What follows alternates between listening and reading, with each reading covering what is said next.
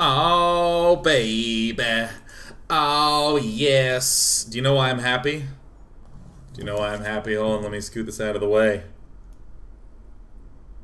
Yeah. Yeah, it's a kitty. Oh! And there's other reasons I'm happy too. We're talking about Starbow, getting dinner soon. I work with great people. These are all reasons I'm happy. But right now, it's because there's a cat on my lap. Oh my god, you're so sweet. Let's talk about motherfucking strategy. Okay. We're at this juncture in time where Dirty Bag has again just used a little bit of extra time bought by these Dragoons being in a good position to get himself up the army. Also, please, take a shot for every time I say "and again" during this daily. I can feel my mouth wanting to rely on that phrase. I've led it a few times, but it's very hard to steer my giant steamliner that is my verbal pattern back in a direction that's better. So this is one of the reasons why Terran players were often very leery of doing these sorts of mid-game timing pushes in this matchup. When it didn't quite work out, the Terran player would often have to begin clawing his way to a super late game. We're talking like a push at around 24, 5, 6 minutes, something like that. Armories coming up late. We don't quite have the third base production to begin to support around 8 factories. Production structure numbers, very, very, very important. And the Protoss player who has all this map control, ooh, there's not a huge scary push coming from Terran anytime soon. The only pushes that are going to be significant are going to be Vulture-centric pushes. The number of tanks is the big thing in the matchup. Anytime you have eliminated a big number of tanks, if you're Protoss, you're like, whee! You know, it's awesome, man. It's like you just finished final exams and you've decided to go to a buffet. You know what you're going to do? You're going to eat everything at the buffet. You're insane. Because not only do you not have anything to worry about, you're getting great value. That's what a Protoss player does in this moment. I mean, this nonsense, this stuff, you know, I'm going to harass. This is just shedding units. I can't handle this. I tried. I really tried. It has to be selected for me to feel better. Oh my god, look at that. Oh my. Whew. I tried to be too WCS and go straight damage. No, screw it. But if you have ever reduced the number of tanks of your opponent, the number of tanks is proportional to the threat level of the push. So here, you know, just now getting the second tech lab to be able to continue tank production, I mean, Dirty Bag's in great shape. Super, super great shape. And what did you hear me talking about earlier? I love when a player is throwing down his next steps. As this big gateway push was popping out to withstand the push, we already had Templar Archive Stargate coming up for the Arbiter. By the way, if you're ever getting Arbiter, get the Forge at that same time. This is a late Forge. Late. Very, very bad. Late. You see me? Do you see? This is where I encourage you to make fun of me. Did you hear me just call that a late Forge? I am not at the level of Starbow that I was in Brood War. That was a Brood War phrase that just came out of me. It could be very different for experienced players in Starbow, but for me, when I see a Forge at that time, I'm like, oh man, ooh. Let me get my cat and just get all uppity. Ugh, gross. A late Forge? How dare me. What do you want? Look, her head is like behind my back. She's become like a giant parentheses. Okay, let me move the cat back down. Yeah, that judgment face is on hard. It's a late Forge. Dirty Bag, I deem your Forge to be late. And if you try to disagree with me, I will remind you that I have a television show where I both have a microphone and authority. And here's the moment in the game that actually made me laugh, like out loud. Okay, so very often when a Terran player has a biffed timing push, the Terran player scrambles to get enough to hold against a counterattack, which again further delays often getting essential upgrades, which is precisely what's happening right now. And often there are windows to do this sort of push. Great time to attack and expand at the same time. Although these vultures are just a good move by Moxie to recognize this. Oh, Dirty Bag hits Moxie unsieged.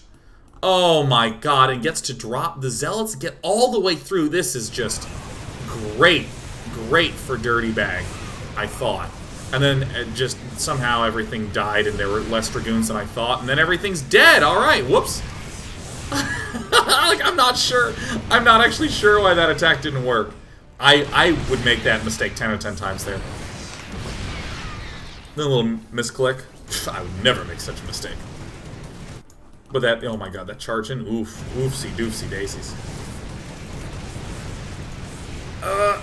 Now tell me, how many of you want to just right-click on that Nexus with everything you own, huh? How many of you? All of you? Yeah, that sounds about right. Every single one of you? Yep, that's what I thought. Dirty Bag's doing something that many responsible Protoss do. It's very easy to go just ape shit and be like, I'm going to expand, and I'm going to expand, I'm going to get Storm, and I'm going to get another Forge. And I just love that Dirty Bag just gets more gateways before getting too eager. And from here on out, this is a relatively clean game for Protoss. There's not a lot that Terran can do. I think this makes sense for Moxie to try to make this attempt push, but being behind on this upgrade when Protoss has the opportunity to secure so many more expansions. Terran who have upgrades are vastly stronger than Protoss who have... Or I should say, the upgrades for Terran have much more of an impact than the upgrades for Protoss. So the fact that these are behind is an issue. So Unsiege Tanker, quite an issuer. Oh! Tell me that doesn't feel good. For any of you who don't know, this is Stasis. Stasis Field is frozen in stasis. Tanks unsiege because they're trying to be a little over-eager and try to step into the thick of things sooner. Oh, yeah. Oh, yes. Oh, see you later, alligator. This is why we get arbiters in the late game. Oh, my god. Tanker! What did I say earlier? If you ever get a good shot at killing off a whole bunch of tanks, take that opportunity. Run with it, roll with it, rock out with it. Become one with it. Dirty Bags won the game. He does a couple of just great, smart things. You've heard me try to just... you've heard me talk about trying not to very win, trying not to do something huge. You're just trying to think of ways that you could lose and prevent those. You're trying to not lose at this point. I love this, taking a small set of units, clearing out mines on two fronts, positioning the bulk of his army in the way of the more recent, more critical expansions that are most vulnerable. Great positioning. Just good stuff. There's a battle cruiser, or excuse me, a science vessel being made. Whoops! For EMP. The battle cruiser is specifically not being made. Look at this responsible Protoss player. Love it. Getting recall, chrono boosting the forges. Ah. This is... I'm not sure what this is about, letting Terran do this. He's building there, man. Punish him for that. Dirty Bag just deems it a little excessive. Kills it off. I mean, it's just great, solid, easy cleanup. And again, love when the Protoss player just keeps building additional gateways. Where are these other three? Are they here? Yeah, there they are. You need a lot of gateways to withstand a Terran that finally gets 8 factories pumping.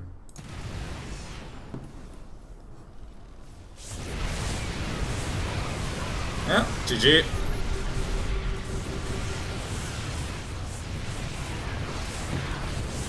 Tanks are really good. So Dirty Bag struggles for a moment, but he is producing out of 14 gateways. Thereby making it hard for Terran. I didn't need to spend as much time in the late game as I did on this one. Dirty Bag won after that second push failed very poorly. Like I said, Siege Tank's a very good unit. Round 2, fight. And often, the big goal that Moxie was debating between when he moved out here is that he has the opportunity to set up out here which is a much wider space, but you can control this flank. This is the larger one, which is great, because you want to push down here while taking this expansion. You'll hear me talk about that a little bit later today as well. Expanding in coordination with your attacking. Come on, speed up. All right, I'm just gonna like 1 billion X this, just so you can see that I'm not lying to you.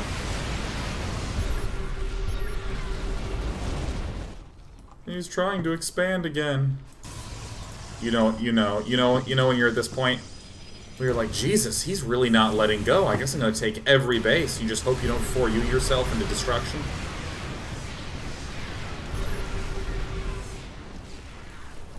Terran has good buttons. The recall, the expansion closes it out. Woo! Woo! But yeah, one of the big themes that I'm interested in talking about today is, as you heard, positioning, movement, coordination of attack lines with expansion lines. These are all things that interest me so much because they rarely wind up happening in StarCraft 2. Very often in StarCraft 2, again, it's just timings. Did I have the thing? Did I not have the thing? But here we get to see a pretty sweet expanse of this. Which one do I want to show? The Circuit Breaker one? I think this is a cool one. I think this is a very cool one. I like this. I like this one. This is again using a little bit of positioning to buy a touch of an edge. Ooh. Here we have Ever Arthur up in the top, who I believe to be Sad Arthur. The famous I'm going to post frowny things on Reddit to encourage you to watch my stream Korean player, who's actually quite good, and I don't know if he's actually necessarily that sad or whether it's a gimmick, but that's who he is.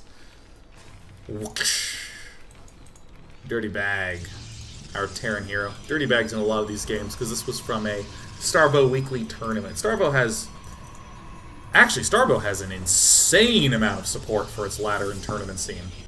It's actually kind of amazing. Like, the gentleman who sent me this, Ziphius, he casts and covers with such commitment, man. If you are ever interested in having regular tournaments and stuff, there is the Monday night Starbow tournaments. Now, oh yeah, in the earlier games, you heard me talk a little bit about you really not needing that many dudes to be able to withstand a lot of expansions. What you really need is positioning. Arthur is an excellent player who has Brood War experience. He's getting himself, look at this, just a pair of dragoons with range. This map is called Circuit Breaker. It's also one of the most famous maps out there in modern Brood War. Natural expansion, covered with equal ground between natural and assaulting position. Exactly the same as in Fighting Spirit. A little bit of a different formation entering into the natural expansion. Again, you have this sort of landmass connecting you to the third. But the third is interestingly very assaultable from this high ground. There is a sort of, I guess I'd say a consolation prize. There is a fourth that's very close, whereas on Fighting Spirit that is not the case. So if you can secure the third, you can very often secure an easy fourth, which is one of the reasons why I like playing on Circuit Breaker. As a Zerg, I like my damn fourths.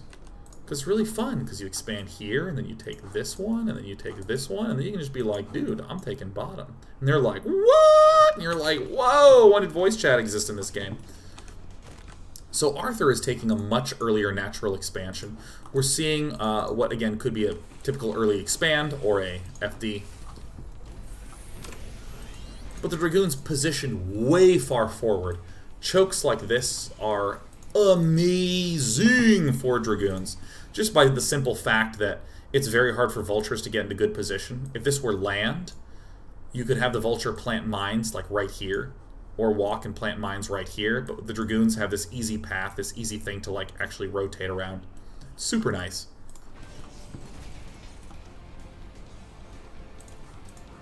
Robo Facility, the last one to come up.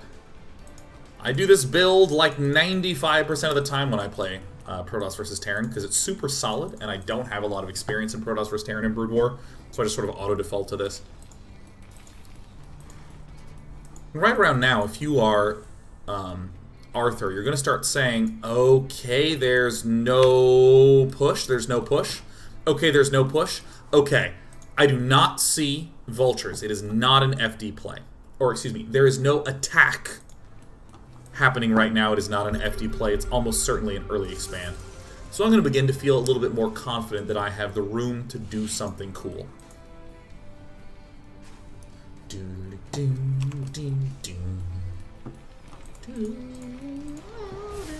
Building more SCVs.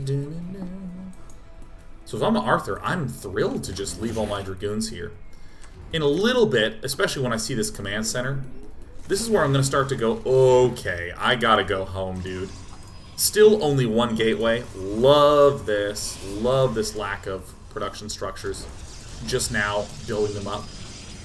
Because we didn't see a push, we just see this command center. There are some builds where you flood out some extra factories and build some extra vultures, so we better get our gateways up for that.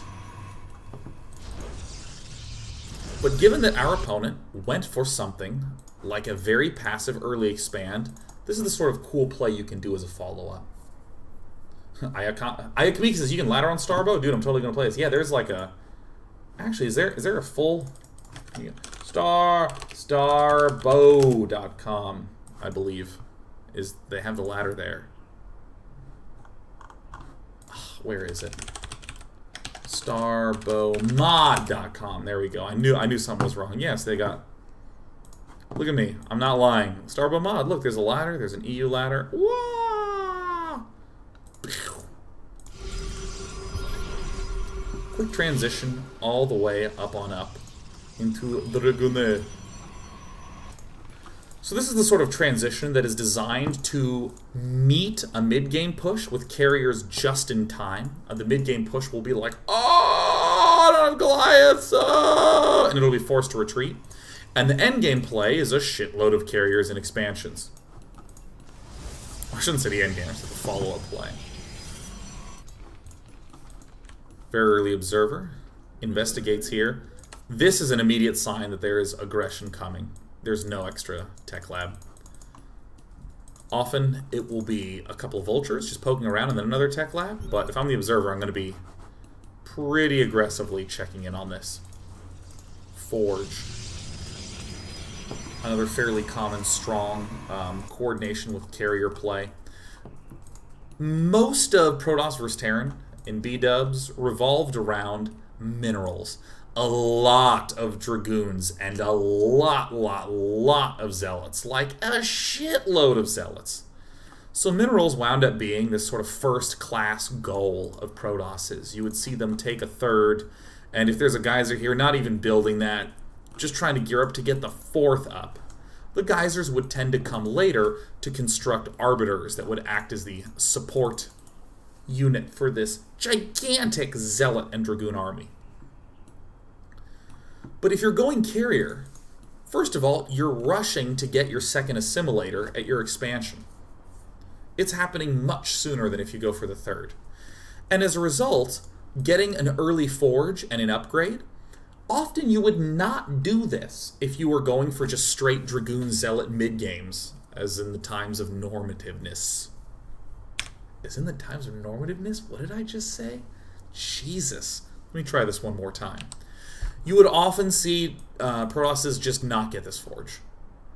Not quite enough gas, because, yeah, the forge is just 100 gas for the upgrade, but then when it's done, you have to immediately spend another 175 gas, then you immediately have to spend more gas.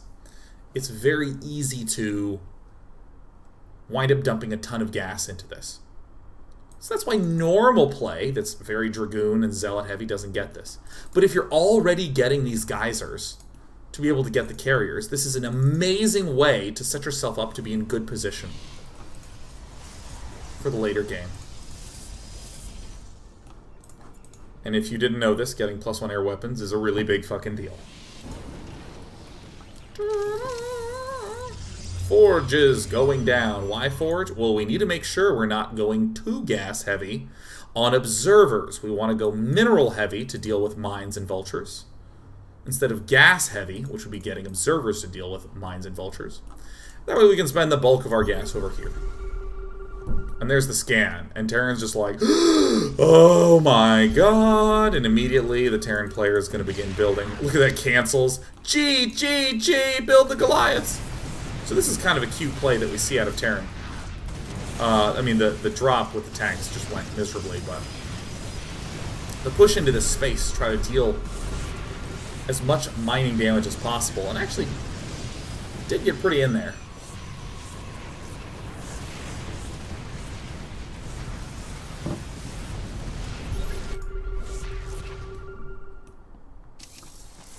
And Dirty Bag is trying to scramble however he can to get an advantage in this period of time. Now, this is not a win that Dirty Bag's looking for. Getting wins in any period in Brood War or Starbow is relatively uncommon. Or, I should say specifically, in Brood War, it was quite uncommon to get wins during periods. And I'm sort of just dovetailing that into Starbow.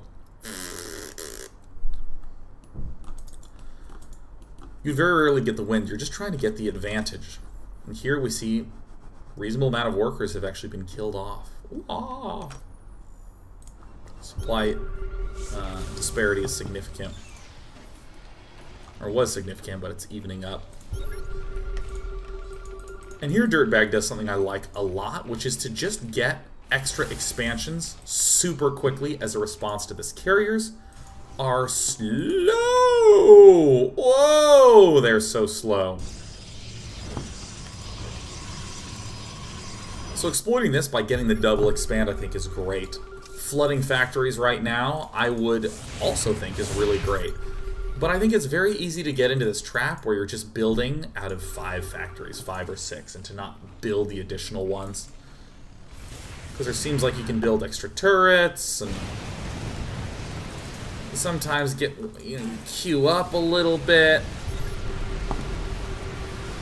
Build more turrets up here, and then you have a little bit extra money, so you get an extra expansion, and this is the sort of stuff that just, it's this little thing. Again, I feel like Dirty Bag's just a little bit behind on these, just a pinch, just a skosh behind, and Arthur doing the classic follow-up of going straight the hell in to mass ground. It's exploiting the fact that Goliaths are very good against carriers, but not quite that good against anything else. And if you can catch the Terran player at a bad position once, you can do some massive hurt. 9 gateways. Churning out. There's that +1. It's oh so nice. Arthur has really good expansion timing. I like this. Why? Because then you can transition into Arbiter. One of the best reasons to transition into mass ground from having gone carrier is that while you're getting up the expansion, while you're doing this transition, you can just get set up for Arbiters. And now, if you're Dirty Bag, sometimes you're going to overbuild the anti-air. Ah, so many neat tech switches. What's nifty is that they're not these sort of like blunt tech switches, like I'm going all armored units. Surprise, I'm going all air units. It's a very light trick. Yes, these will be used for Arbiters. There's no loss of efficiency. It's not a switch from bio to mech or something like that. It's just a leaning more towards back to the typical style, and it might cause a lean in the wrong direction for the opposition. And as always, we love when judgment is a significant factor in this. The late siege up the Goliaths on the side of the ground army. Things just a little bit discoordinated. And in this moment, we're seeing Arthur overwhelm in an instance of just having too much and catching the opponent at a bad time. But the way Arthur was able to set this up, by stepping so far forward with the Dragoons, by having the Dragoon positioning here, by recognizing his opponent's build order, by withstanding this harassment and appropriately judging the sort of powering attitude of Dirty Bag. And even so, I feel like Dirty Bag is so close to holding this off. Siege tanks are really good against Dragoons. Like, he's so close, but these factories were not quite done in time.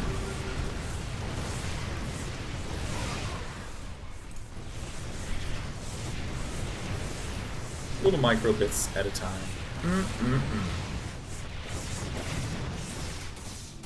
Very pretty game from Arthur, who has no reason to be sad. How long have we been doing this segment? Yeah, I think we can start the next game here.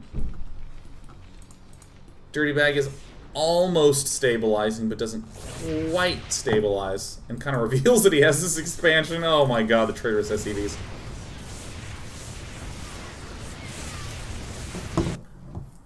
Pretty close. And I liked this long period of time where, you know, like, that was bad for Dirty Bag when he got hit, but he didn't lose it, like, there. I wasn't, you know, and he was almost stabilized. Like, I find that cool. Like, you know, if your Marine Marauder army kites very well against Banelings and just shreds it, it's just going to march and it's going to shred everything else. But there's always that, like, that mine hits just right. Just a difference in unit design. Match point.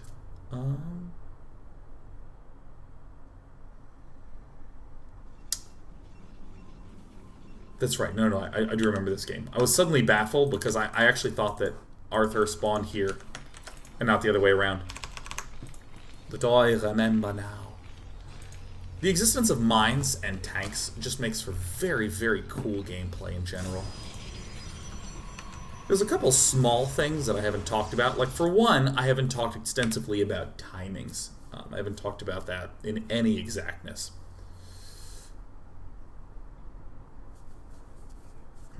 Excuse me. You haven't talked about the timings in any exactness, because honestly, I don't know the timings. That's the sort of thing that you flesh out after many, many, many games. And the exciting thing is that there's these little twists, like, oh, there's this Kadarin Citadel that you can put on the Nexus. Oh, you can actually boost the production of barracks and factories with the orbital command. There's these little things that make me want to explore a little more, that tease me there. But the big thing we're talking about is just the higher level strategy, like positioning and how that relates to the strategy and how it opens up new doors. And I love this little stuff like the gateway, just in advance, choking off the front to combat against the ever-obnoxious Vulture harass. Singularity charge here, just to kind of let that SCV know, hey, we're getting range. Cancelled for the Robo facility. There's the Kadarin Citadel.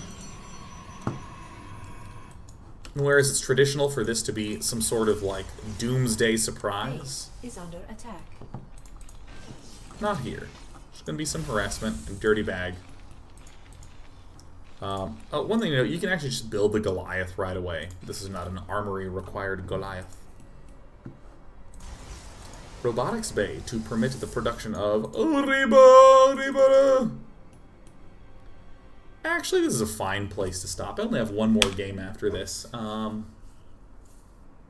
it's sort of a cool opening that we're going to see from these players. And one of my favorite parts about Reavers, why I call it a cool opening, is that it winds up being so judgment-based. The Reaver can deal a lot of damage to the worker line, a lot of damage to your units. It can pick off a lot of siege tanks. It can delay production. It can delay the expansion. It can do a lot of different things. It's not just that it can be very successful or very unsuccessful. It can just be so just different, right? Like success against army, success against economy. So when we return, we're just going to see how this thing goes. Whoa. Listen to more music. Yeah. On a break.